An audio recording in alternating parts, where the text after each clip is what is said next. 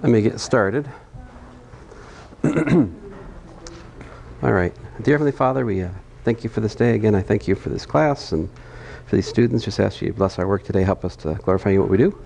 And just to learn a little bit more about how to do multiple integration. Lord, in your name I pray, Lord Jesus. Amen. So I thought I would just take a second here. I don't always do this, but to look at the solution to the quiz with you guys.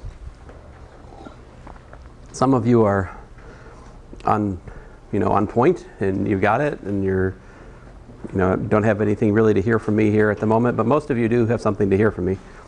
So I think probably the biggest chink in the armor of the student is cosine squared. You have forgotten how to do this integral. It is not hard though. You just have to do 1/2 of 1 plus cosine 2y. And then the thing about cosine 2y is its period is pi, so it integrates to 0. That's a full cycle integral. And that just picks you up a pi over 2 there.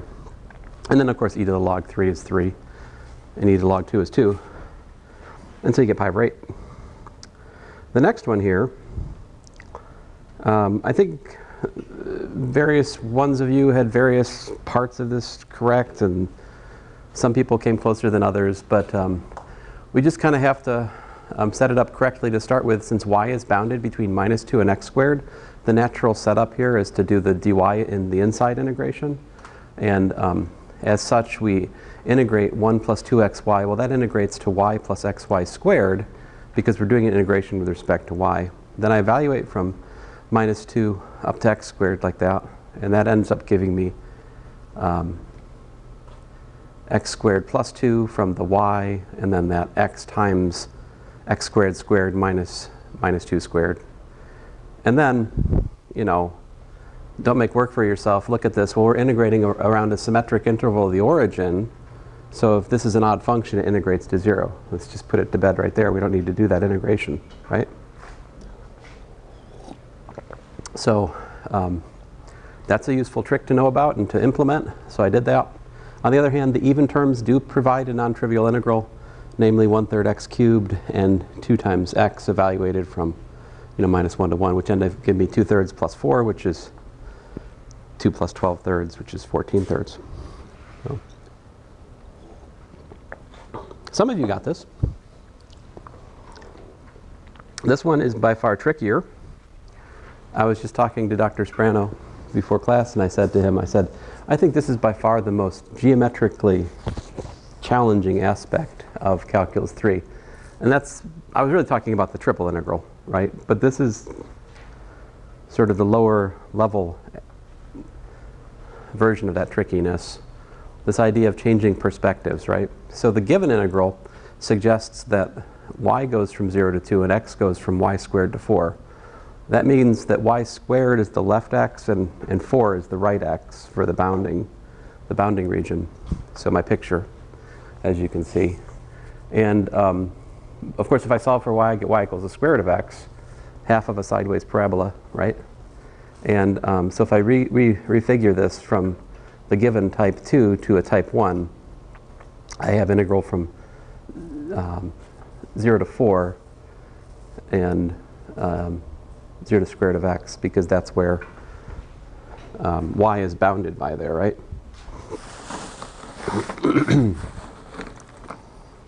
Any questions? So I posted the solution. Oh no!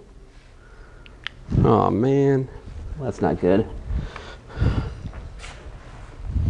It takes me a while to replace these two because I buy them from China.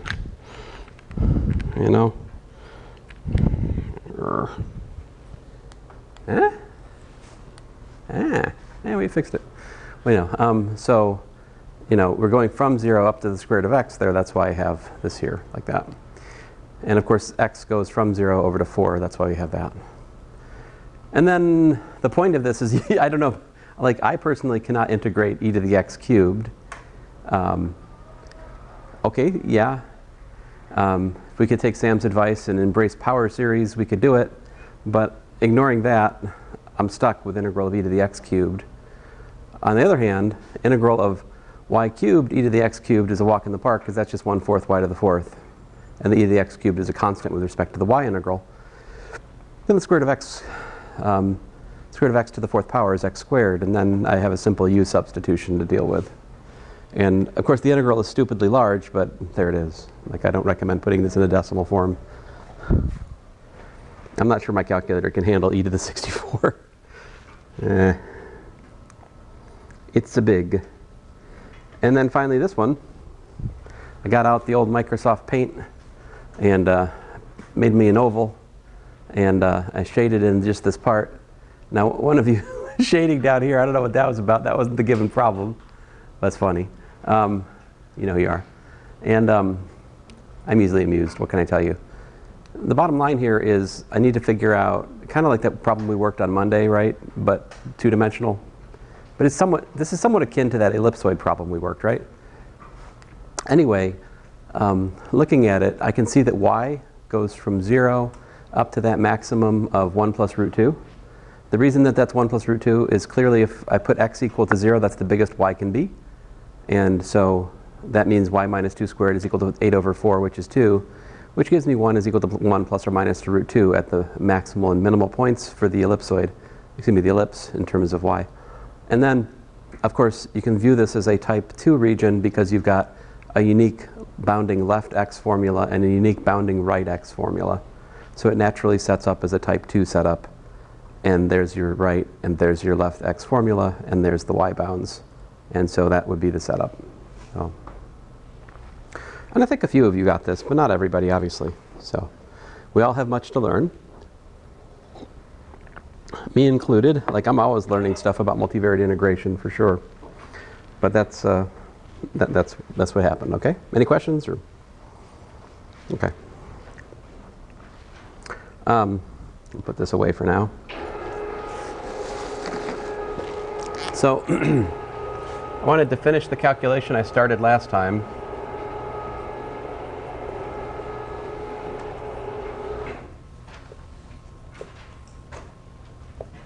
We had the determinant of what was it?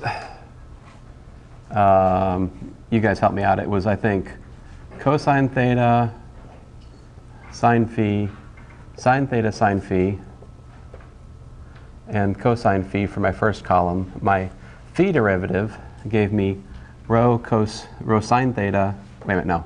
Cosine theta, cosine phi. Cosine theta, cosine phi, and then rho sine theta, cosine phi. Thank you. And then minus rho sine phi.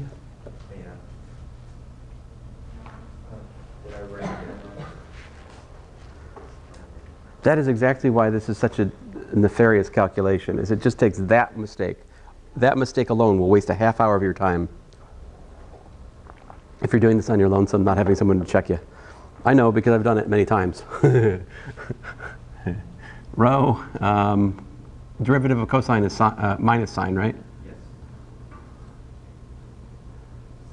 Sine phi, and rho cosine theta sine phi, and finally my favorite, 0. All right, supposed to calculate the determinant of this thing. So let's actually do it. It takes me a minute. Oh, you already got me? Did you pan down? Okay. All right, so cosine theta sine phi times what? Times 0 plus rho cosine theta, rho squared cosine theta sine squared phi. Let me just indicate with a box where those are coming from, guys. So remember the determinant. If we do this one, then we're expanding on this subdeterminant here, which gives me these two terms. All right? Now, and then I get minus rho cosine theta cosine phi times, let's see here, sine, 0. And then minus rho cosine theta sine phi cosine phi. All right, and let me do some color coding to show you where those are coming from. These ones, so of course this is that, and we've got this here and this here, right? The 0 and the minus. And then finally, minus rho sine theta sine phi. I should have just let you guys go early last time. I should have recognized that this is going to be a 10-minute calculation. Minus rho. But I think it's important for us to go through it, so I'm doing it.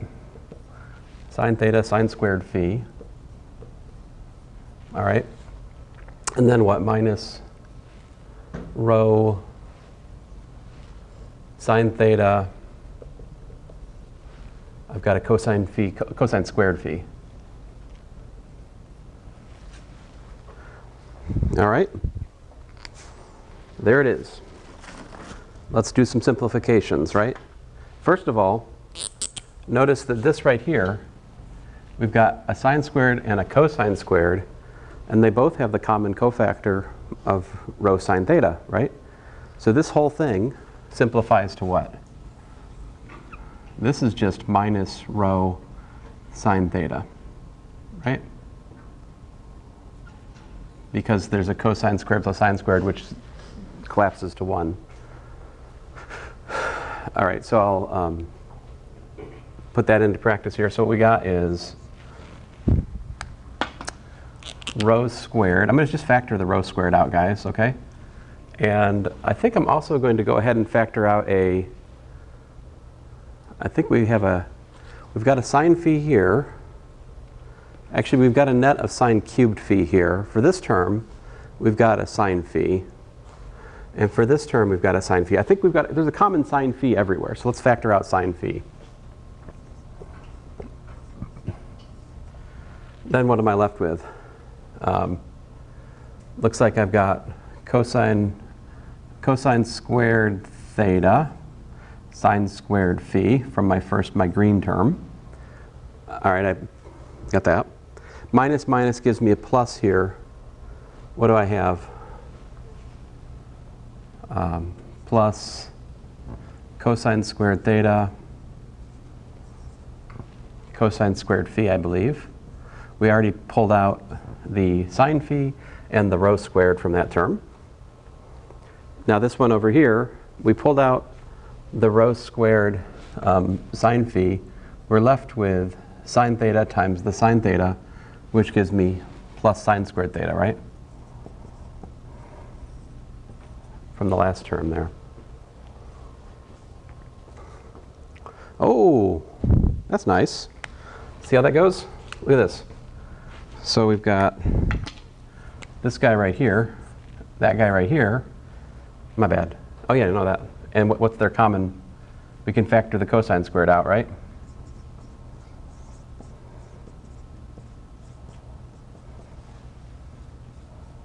And then that's plus the sine squared theta, right?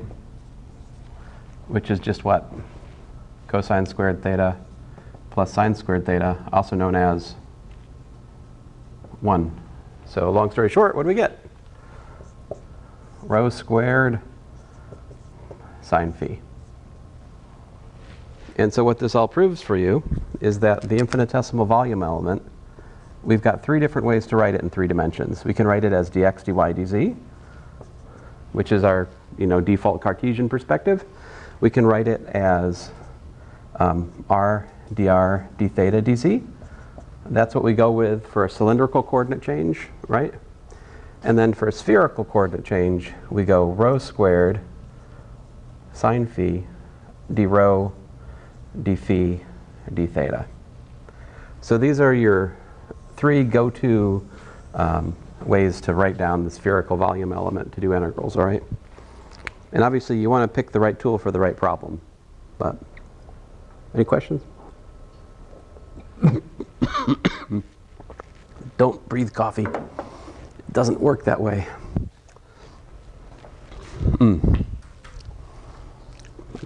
Again, coffee for drinking, not for breathing. Ay, ay, ay.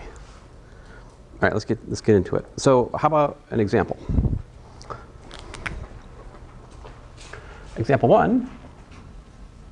How about this one? x squared plus y squared plus z squared less than or equal to r squared. Calculate volume.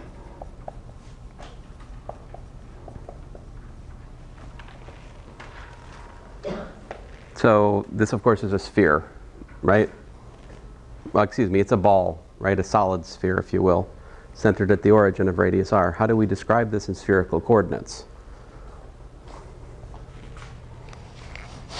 In spherical coordinates, we're looking at 0 less than or equal to rho less than or equal to r, right? And our theta angle, it does the full all the way around 0 to 2 pi, right?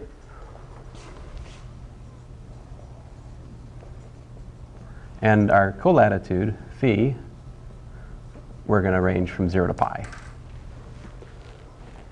All right? And so we want to calculate the volume. It's going to be the integral. And we call this b sub r. Integral over b sub r of dv, right? But we actually work that out as the integral from 0 to 2 pi, integral from 0 to pi, integral from 0 to r. In no particular order, guys. I just wrote them down that way. If I do that, though, I have saddled myself with a certain trouble, right? You guys tell me which one comes where. If I've written it this way, I'm forced to write what? Yeah, d rho, d phi, d theta.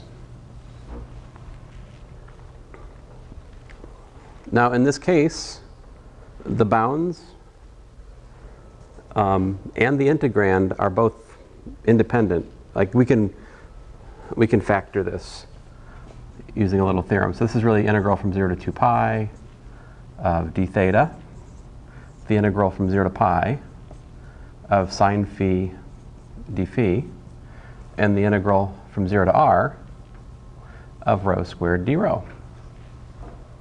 I can't always do this, right? I can only do this when? I can only do this when two things happen. Number one, the integrand has to be factorable, right? So I can pull apart the rho, theta, and phi dependence, and I also need the bounds are not intertwangled, right? If the bounds are intertwined, then I can't just willy-nilly switch them around. I have to go through like the details, a la like problem 3 on your quiz, the three-dimensional analog of that. And we'll get back to that in example soon, but here we go. So that integrates to 2 pi. The integral of sine from 0 to pi is 2, and the integral of rho squared d rho from 0 to r is r cubed over 3. And so there it is, 4 pi, 4/3 pi r cubed. That, of course, is the formula for the volume of a sphere of radius r, right?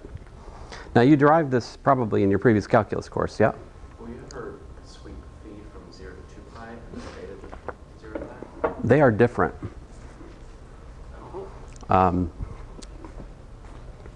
So there is a asymmetry between the colatitude and the polar angle, as it's sometimes called. And it's a good idea for us to stop and dwell on that for a minute or two. That's a good question.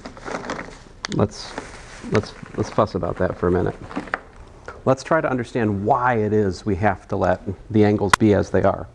So we go back to basics here for a second. Draw a picture.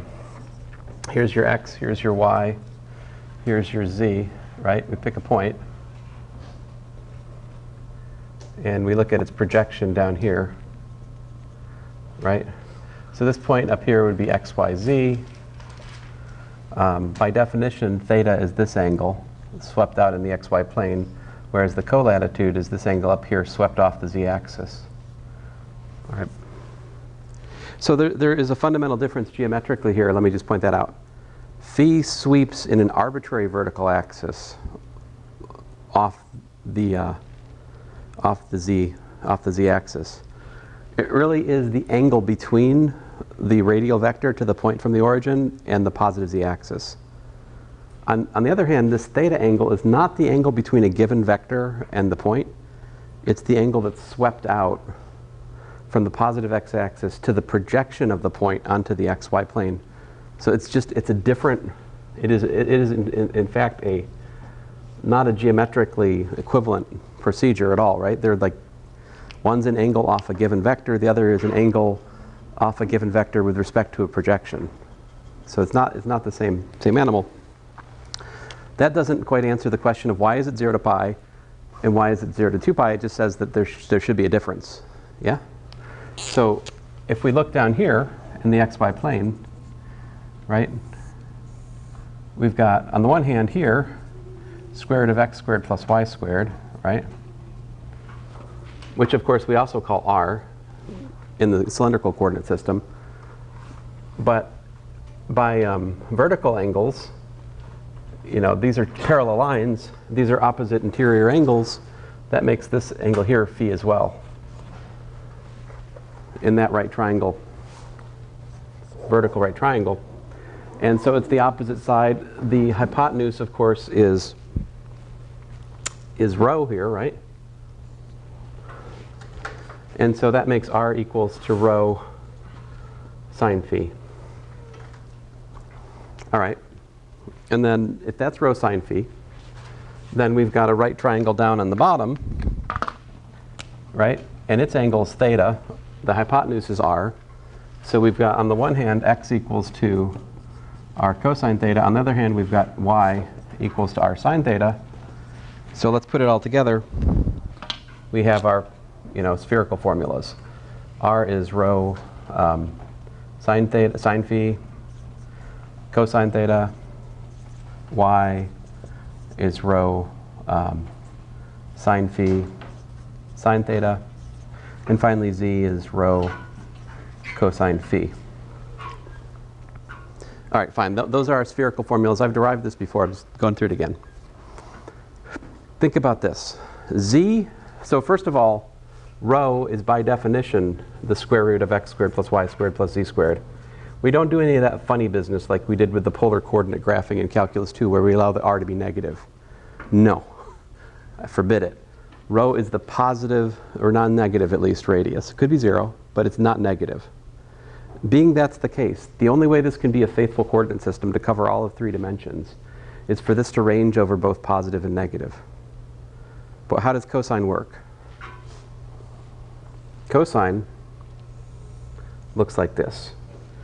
If we start at 0 and go over here, let's say to 180, and over here to 360, or if you like, pi radians,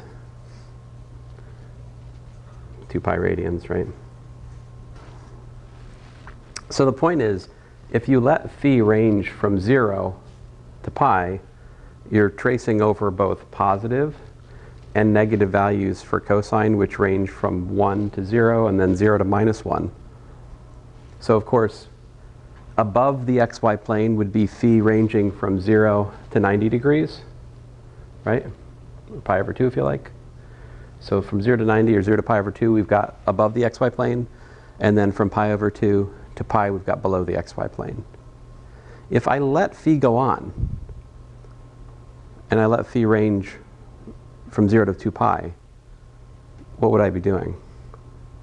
I would be introducing an unnecessary degeneracy of description. See, I would then have 2 different values for phi to describe a given point. I could either use this phi, right, or I could use that phi.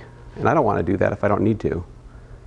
Like, I want a minimal description of the colatitude angles so that I get all the points I need, but no, I don't want, I want to remove angle degeneracy if I can. Yeah?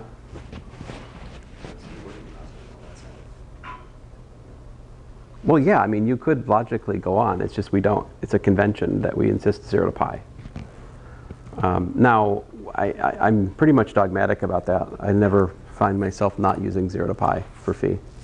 However, I will say for theta, you guys remember working problems in polar coordinates where you don't do 0 to 2 pi, right? You might use minus pi over 2 to pi over 2 because you might be sweeping, you know, from like the negative y-axis to the positive y-axis for an integral. You don't want to break it up to 0 to pi over 2 and then 3 pi over 2 to 2 pi probably, right?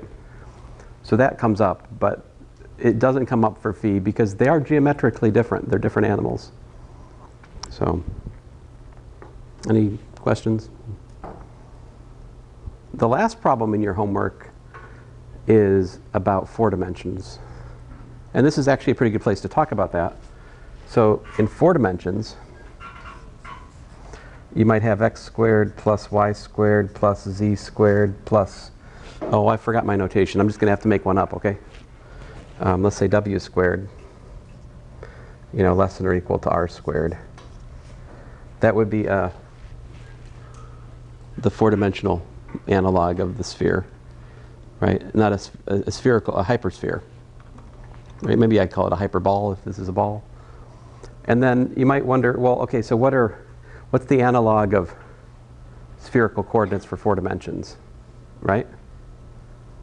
So what you do is basically introduce, oh, see, I don't want to, I have notation in the homework problem. Let me not make up yet another notation.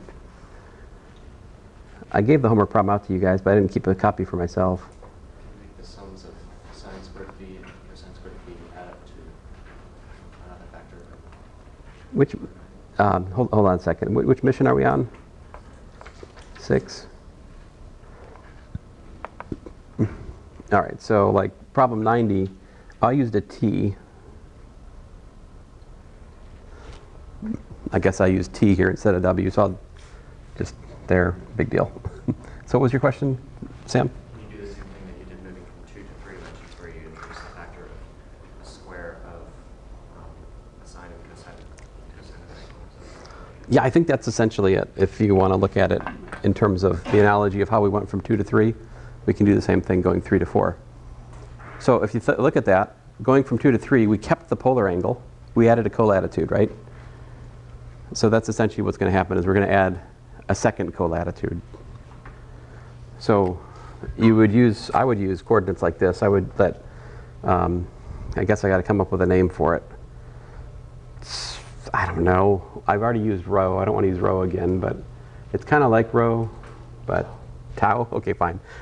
Cool. Tau is going to be the square root of, you want to use that for the angle or for the radius? You're thinking of the angle. Let's say the radius is, oh, good grief. I can't think of a letter. Goodness gracious. Omega. I usually think omega is an angle, though. I think you're omega and make it a W. All right. I don't know. This is whatever. There's got to be a letter here, okay? So, anyway, square root of x squared. Maybe I should just call it rho and just change the meaning of rho. No, I won't do that. So this would be the distance in 4 dimensions, square root of x squared plus y squared plus z squared from the origin. And then we'll do like x, y, z, t. And I'll start with t. T is going to be w cosine psi. All right.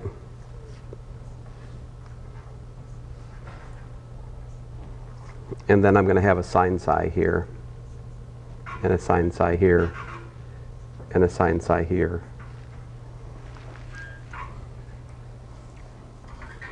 And then what's going to go in here is the spherical formulas. W, with W replacing rho, okay?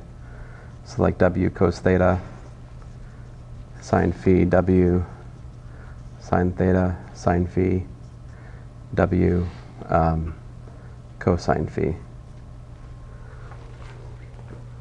So if we look at this x squared plus y squared plus z squared, what do we get?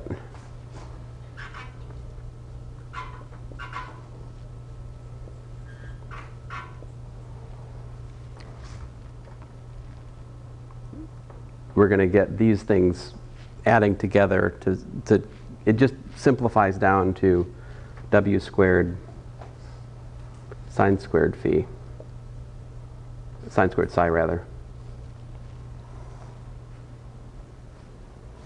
And then, of course, if you add that to the t squared, you just get back w squared, which is what you want.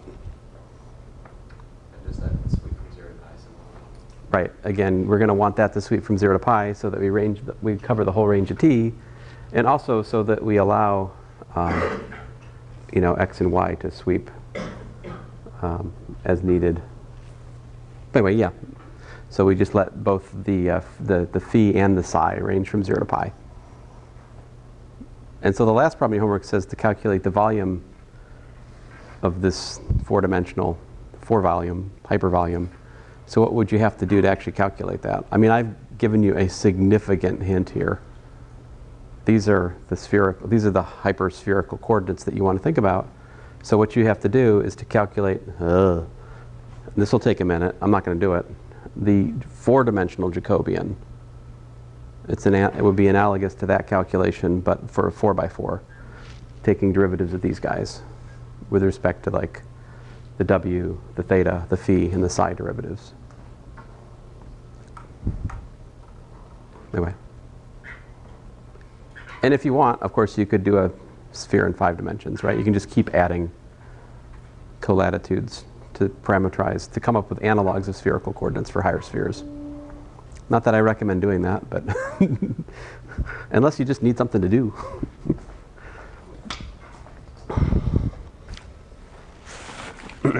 All right, enough. Let's go on here. Example 2. Suppose you've got x squared over a squared plus y squared over b squared plus z squared over c squared less than or equal to 1 defines E for ellipsoid. Let's calculate the volume of this guy. All right, how are we going to do this? Oh, man. Lost my touch. I never really had it, but if I had it, it would be lost. Yowzers. Can you guys tell me what should I do in this problem? What do you think?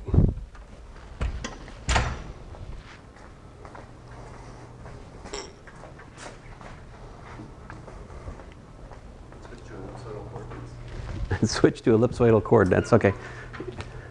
You're like, make this into u squared plus v squared plus w squared less than or equal to 1, maybe? So in the UVW space, it is a unit sphere.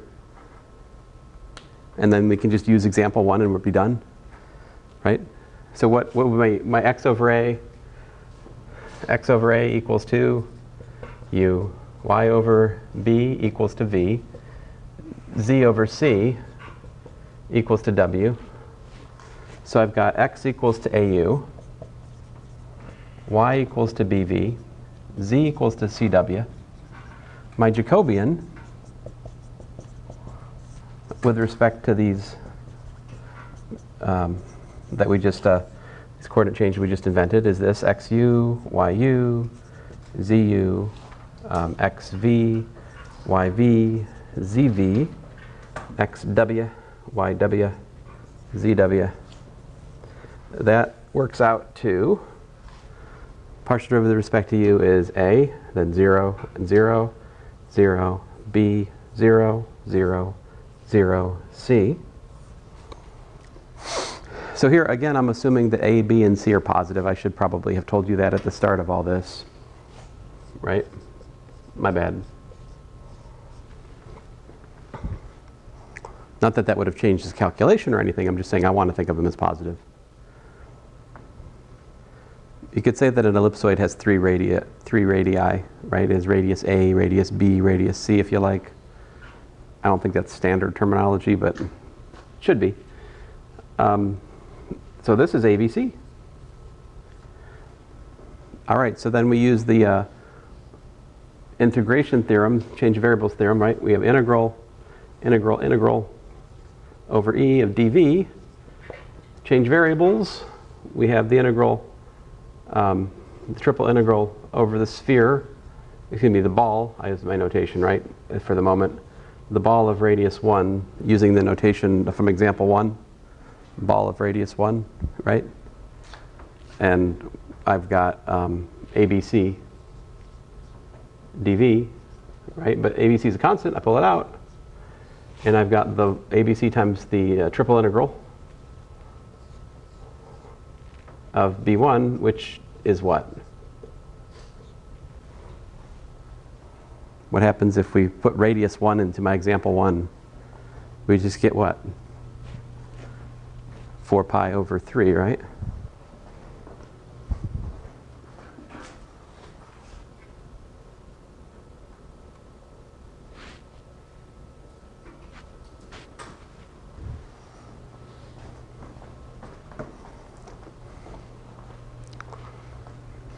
So this is 4 pi over 3. So we get what? 4/3 pi times ABC. That's the volume of an ellipsoid. You're like, didn't we already do this example? Do you have that feeling? We kind of did, didn't we? But we did it for what? Not an ellipsoid, for an ellipse, right? Well, a solid ellipse. Essentially the same calculation, though, just with A and B rather than ABC. Ooh, it just occurs to me. If you guys had done the last homework problem, we could do the 4-dimensional ellipsoid. Ellie says no. Stop.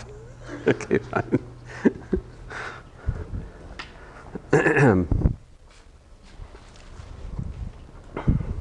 All right.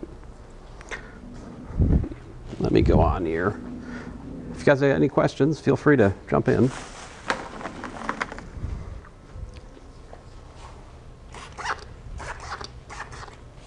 So just to recap, in terms of coordinate change, which one should you use?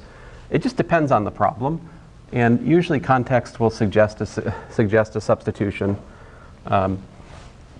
But there is a certain amount of creativity involved here, right? And I don't have any kind of like overarching general algorithm to share with you. It's much like the question of parameterization. Well, how do you find a parameterization? Well, you just kind of have to use educated guessing, really, right? I mean, and it's the same here with coordinate change and integration. But as a general rule of thumb, if you see that either the shape of the integration region or the integrand itself has, you know, formulas that are native to a particular coordinate system, probably changing to that coordinate system is the right move to do the integral, right? Yeah. Okay, so example 3.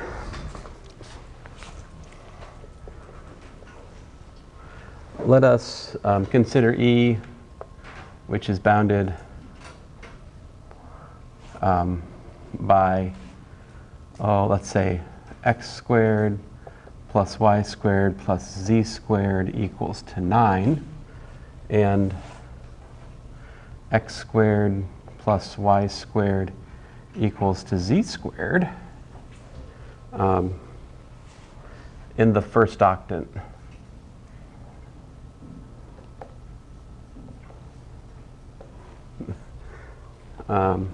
Calculate the integral, triple integral over E of x squared plus y squared dv. So this begs a question, right? I guess 3 questions, right? So the 3 questions you're asking are why? Why? Yes. One for you. And no. One for you. We talked about the quiz at the start of class, guys. So if you watch the video, we went over the solution like the first 10 minutes. Okay, so you say octant means 8, right? Octal. So don't ask me where the other 8 are. I only know where the first one is, okay? I know it is convention that octant 1 is like, it's up here, right? It's above these guys. Octant 1, by definition, has x, y, and z greater than 0. That's all I know for sure. If you ask me where octant 2 is, I have no earthly idea. I certainly have never defined it, nor I don't think you'll ever find me giving it a problem. So I will only talk about octant 1. And then I'll feel guilty and I'll say it's something like, where x, y, and z are greater than 0, which begs the question, why did I even say octant 1, since I'm following it up with that description anyway. But there it is. What is x squared plus y squared plus z squared equals to 9? That's a sphere, right? Sphere of what? So this we can trade for rho equals to 3, right? That's one boundary for this volume. What's another boundary? What's x squared plus y squared equals to z squared? Do you guys know what this is? It is not a paraboloid. You're almost right. It would be a paraboloid if the square wasn't on z. Yeah, it's a cone. So this is, if you rewrite it, this is x squared plus y squared minus z squared equals to 0. And if you think back, if we have x squared plus y squared minus z squared equal to a constant, then depending whether the constant is positive or negative, we either have a hyperboloid of one sheet or two sheets. And in between the one sheet and the two sheets, we get pinched to a cone in the middle case, which is why x squared plus y squared minus z squared is a cone. We can see it as an exceptional case in the family of the hyperboloids of one or two sheets, all generically given by like level surfaces of this function. But yeah, it's a cone. And of course we could solve for z equal to what? Like plus or minus what?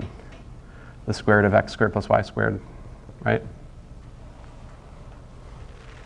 Now since we're in octant 1, we don't have to be so generous as to do plus or minus, right? What is it? The one we're interested in is this one, right? So let me kind of draw a picture. We've got a cone, and we've got a what? We've got a sphere, right? And they must intersect somewhere, right? But it's not the whole cone. It's not like the whole snow cone either, because we're in what? We're in octant 1, right? So if I want to add to this, maybe I could put the z-axis goes here. Down here is my x and y axes. So we're really just looking at this sort of front quarter to the snow cone, if you will. And I can describe that, I think, as follows. Oh man, how do I describe that? Huh.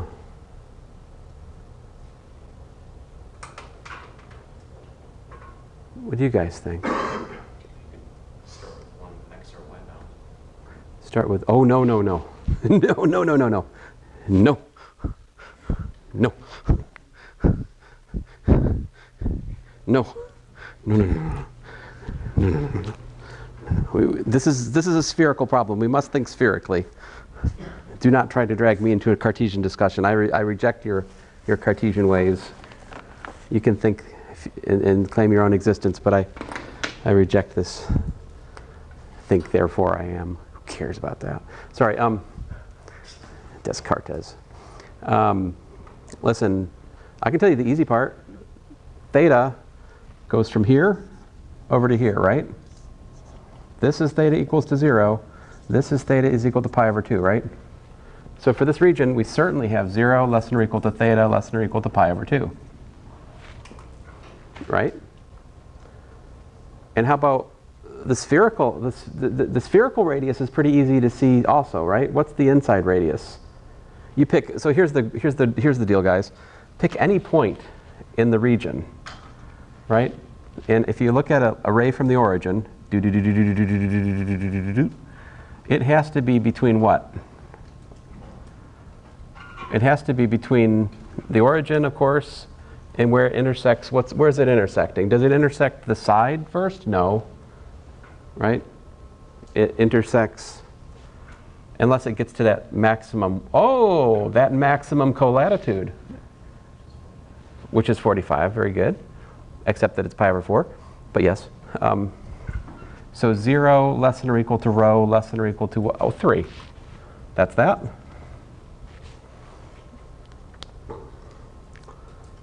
And I just heard pi over 4 for my phi, right? So phi sweeps from 0 at the z-axis down to 45. As you can see, my picture's not that great. So pi over 4. Now, how did you get pi over 4? The slope of an edge of the cone. It's the slope of the edge of the cone. But suppose we don't see this. Suppose instead of this cone, I had slopped like a 2 in front of the z-squared, right? What would you do if I'd put a 2 here? What would the angle then be? An arctangent. What arctangent, how would you figure it out? Let's talk about that, right? So this equation determines the maximum phi, right? And what equations do we know that govern phi? We have derived them over here, right? Again, like z is equal to rho cosine phi, right?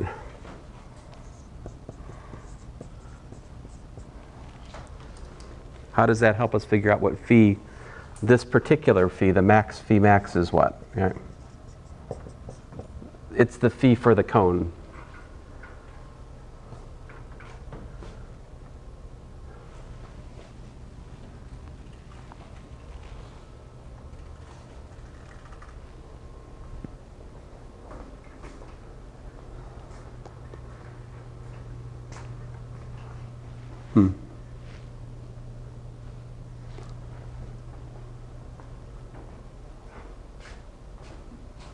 Oh, how about this? X squared plus y squared is equal to r squared, but that's also equal to rho, what?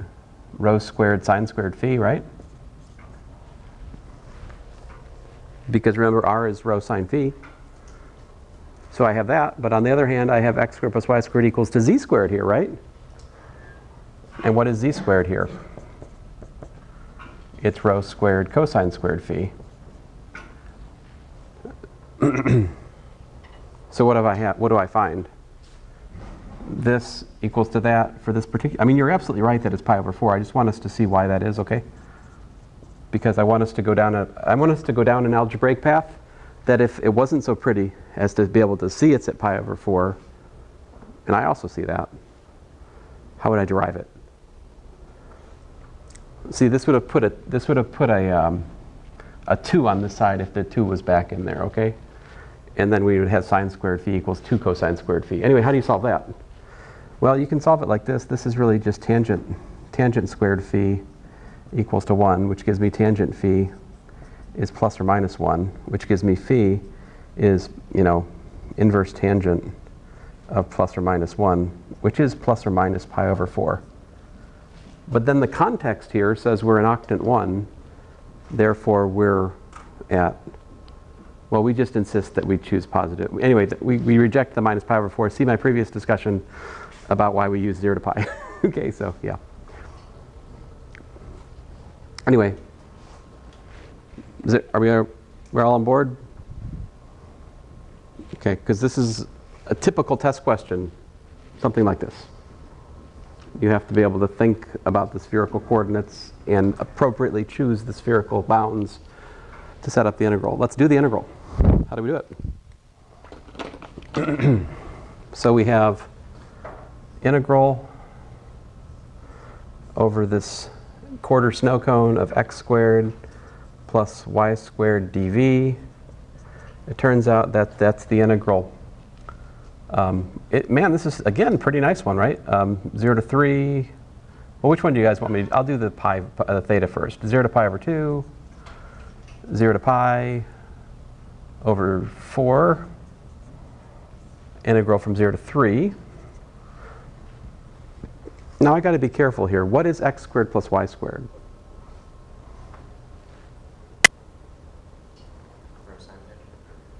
Yes. So listen, one way we could do this is to just mindlessly plug in the spherical coordinate formulas.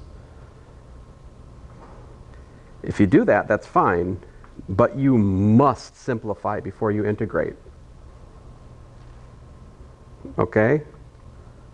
not simplifying before you integrate is madness. So don't do that. But this x squared plus y squared is literally rho squared sine squared phi, right? That's the integrand. How about the measure? The dv, remember we just derived that at the start of class again. That is rho squared sine phi. And then we've got our what? D rho, d phi, d theta. And so, yet again, this is a super nice one. These integrals factor. We've got integral from 0 to pi over 2 of my theta integral, which is just d theta. Integral from 0 to pi over 4 of, it looks like we're up against a sine cubed again. Gotta know you gotta know your powers of sine here, guys. Like, these integrals matter. 0 to 3, rho to the power 4 d rho. Okay, so I'll do the two easy integrals to start with. I've got pi over 2. I've got 3 to the power 5 over 5 from my rho integral. And then I've got the integral from 0 to pi over 4 of 1 minus cosine squared phi times sine phi d phi. I'm going to make a u equals cosine phi substitution. Let me erase this mess over here. So I'm going to make a u equals cosine phi substitution. And then my du is minus sine phi d phi. And so I've got integral of 1 minus u squared times minus du, which gives me a integral of u squared minus 1 du, which is u cubed over 3 minus u plus a constant. So in view of that, I have, let's see here, 3 to the power 5 times pi over 10 times, well, apparently cosine cubed of phi over 3 minus cosine of phi evaluated from 0 to pi over 4, which is going to give me 3 to the power 5 times pi divided by 10. Plugging in pi over 4 into cosine gives me a 1 over root 2. So I have,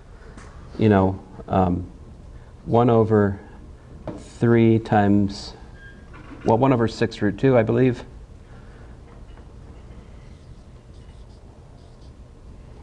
Minus 1 over root 2. And then when I plug in the 0, I get minus a third minus 1, which is 1/3 minus 1 is minus 2/3, but it's plus 2/3 because it's the lower bound. So I think that would be it. So usually I have the good sense to just stop about here and go, you can do the rest. But something like that is the details, okay? Any questions?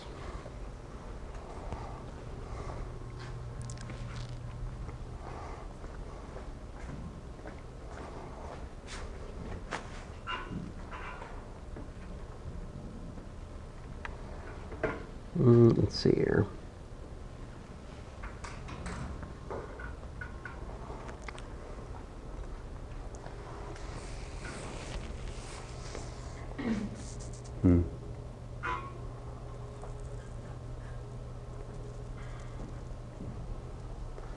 So I guess I should talk a little bit about applications, right? So like what are some applications of integration that we can easily talk about? We talk about like the average of a function, right? We talked about the average of a function of 2 variables already. What was it? Do you guys remember?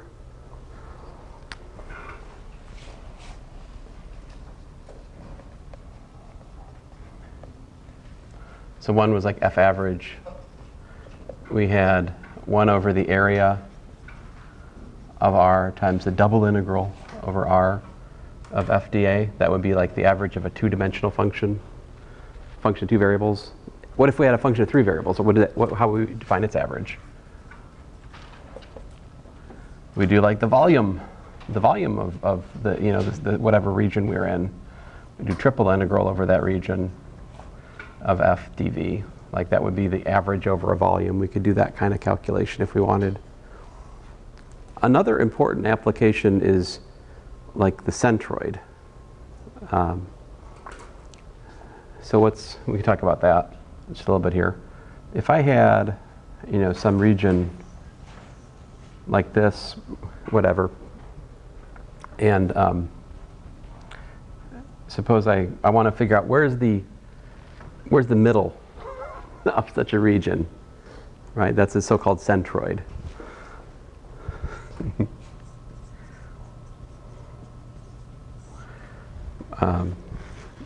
To figure that out, maybe it's, I don't know.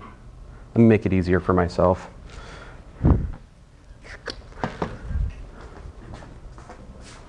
I mean, if I was going to make it really easy, I'd just make it like a sphere or something. I mean, excuse me, not a sphere. We're 2 dimensions for the moment. So you guys can kind of see, like the center is here, maybe-ish, right? So the centroid at, say, x bar, y bar. Now, the centroid is the center of mass.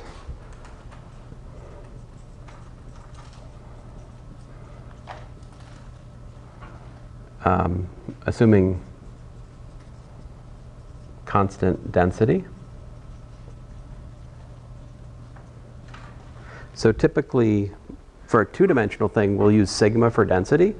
So sigma would be the mass per unit area, dm dA, like that.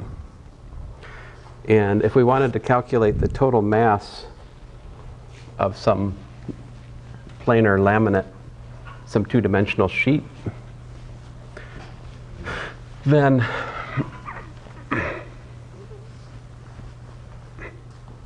we do what? We just integrate dm over the region. So like the total mass for it would be like the integral of dm over the region, which I'm calling this region R. And so what do you actually do? Well, you just simply integrate sigma, which is generally a function of x and y, times dA over R. That would give you the total mass of like a sheet, right? The sheet could have variable density, all right? You can imagine such a thing.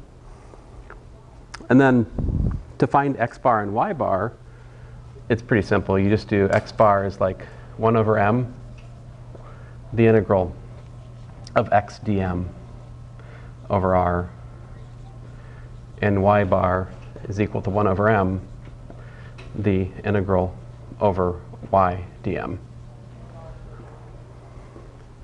So what that is essentially a weighted average of the x's. I could literally make it a weighted average if I just divide, if I put it mg here, but I'll resist. But it is essentially that.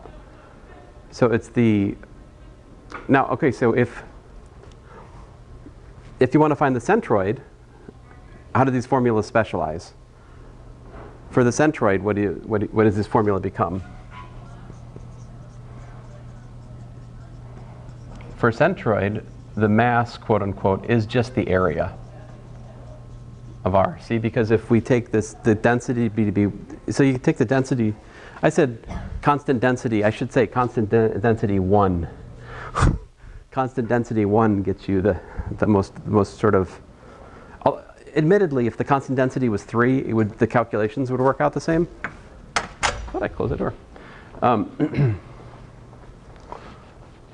So anyway, for the centroid, these formulas simplify to just x bar 1 over area of our integral of x dA and